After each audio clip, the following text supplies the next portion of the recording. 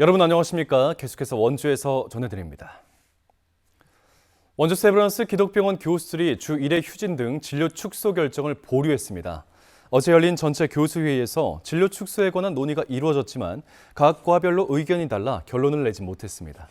일부 교수는 진료가 축소되면 진료나 수술이 늦춰지면서 환자의 불편이 커질 것을 우려했고 결국 교수들은 설문조사를 거쳐 다음 주에 다시금 회의를 갖기로 했습니다.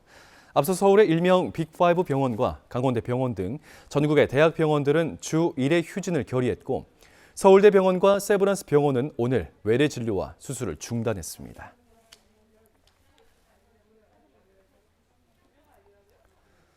내일부터 코로나19 위기 단계가 가장 낮은 관심 단계로 조정됩니다.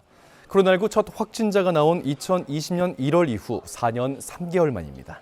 이에 따라 마지막 방역 조치로 남아있던 병원급 의료기관에서의 마스크 착용과 감염 취약시설 선제 검사가 의무에서 권고 조치로 전환됩니다.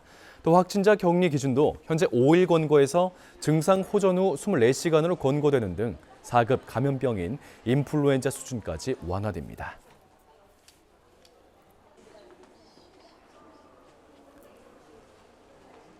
전국 대학의 의대 증원 규모가 잇따라 결정되고 있지만 의료계의 반발이 더욱더 거세지고 있어 실제 반영 여부는 여전히 불투명합니다. 강원 지역 사립대의 경우 연세대 미래 캠퍼스는 기존 93명에서 7명 충원, 가톨릭 관동대는 49명에서 51명 충원, 한림대는 76명에서 24명 충원해 모두 신입생을 100명씩 뽑는 것으로 제출했습니다. 국립대인 강원대는 당초 신청 인원의 절반만 충원하겠다는 국립의대 협의안에 따라 기존 49명에서 42명만 증원된 신입생 91명 선발안을 제출했습니다. 전국에서 8개 의대를 뺀 32개 의대가 정원을 늘리기로 한 가운데 20여 곳이 한국대학교육협의회에 그 증원 규모를 제출한 것으로 알려졌습니다.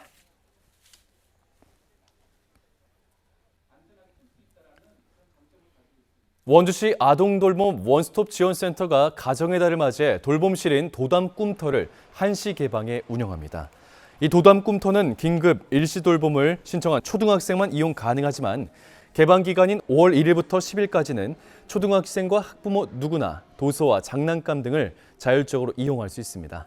원주시 아동돌봄 원스톱 통합지원센터는 혁신도시 내 원주 동부복합체육센터에 구축돼 초등학생 긴급 일시 돌봄과 아동돌봄 활동과 양성 등의 서비스를 제공하고 있습니다.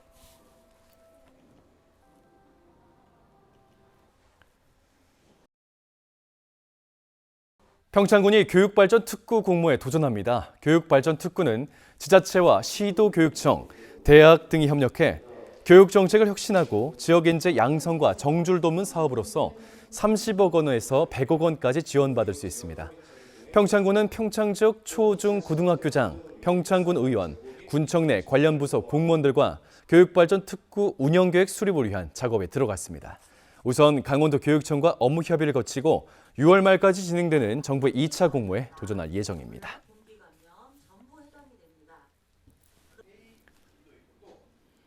영월군이 예밀 와인을 생산하기 위해 김삿간면 예밀 1위에 조성한 와이너리 공장을 증축 리모델링합니다.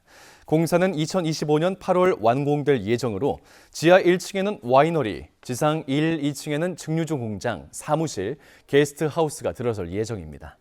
영월군은 신규 공장에서 연간 7만여 병의 와인을 생산하고 와인 증류주를 개발 출시해 제품 다양화를 이룰 수 있을 것으로 기대하고 있습니다. 영월군은 폐광 지역 중장기 발전 계획의 일환으로 지난 2021년부터 예밀 1위의 와이너리 빌리지를 조성하고 예밀 와인을 생산 판매하는 사업을 진행해 왔습니다.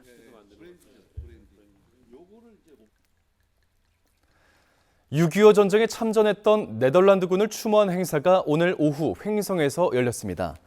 횡성군과 네덜란드 대사관 관계자들은 네덜란드의 국가 현충일인 5월 4일을 맞아 횡성군 횡성읍 보훈공원 오후된 중령비와 우처면 네덜란드군 참전 기념비를 찾아 헌화하고 참배했습니다. 네덜란드군은 1951년 2월 12일부터 이틀 동안 강원도 횡성 일대에서 중공군에 맞서 치열한 전투 끝에 승리했지만 오후된 중령 등 17명이 전사하고 37명이 부상당했습니다.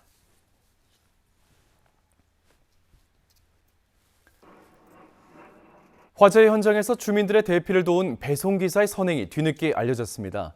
택배 배송기사인 전찬혁 씨는 지난 9일 오후 2시쯤 원주시 우산동의 한 다가구 주택에서 발생한 화재를 발견하고 각 세대 문을 두드려 주민들을 대피시켰습니다. 당시 현장에서 60대 여성 등 6명이 대피했고 이 중 3명은 연기를 흡입해 병원으로 이송됐는데 빠른 대피 덕분에 건강에 별다른 이상은 없었습니다.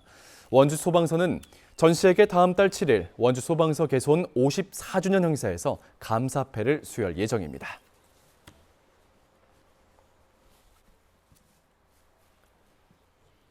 뉴스를 마칩니다. 고맙습니다.